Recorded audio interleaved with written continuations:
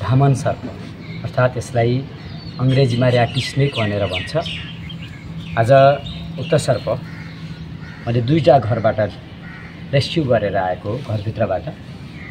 उक्त सर्प सामान्यतया मुसा खाने उद्देश्यका साथ हाम्रो घरभित्र छिरेको हुन्छ र हेर्दा एकदमै डरलाग्दो, एकदमै ठुलो यसको लेन्थ हामी देख्न सक्छौं।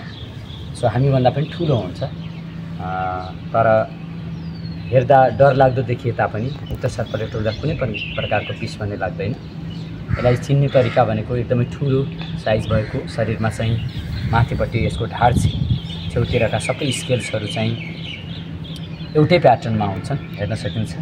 अनि यसको मुखको अगाडिपट्टि चाहिँ कालो धर्साहरू हामी देख्न सक्छौं, लामा धर्साहरू, काला धर्साहरू देख्न सक्छौं। टाउको सानो भएको तर शरीर एकदमै ठुलो भएको उक्त सर्प हामीलाई टोक्दा कुनै पनि प्रकारको विष भन्ने लाग्दैन, तर कुनै रोगहरू भने सर्न सक्छन्। त्यसैले टोकिसकेको खण्डमा अस्पताल गएर हामीले यसको सही उपचार गर्न भने आवश्यक हुन्छ।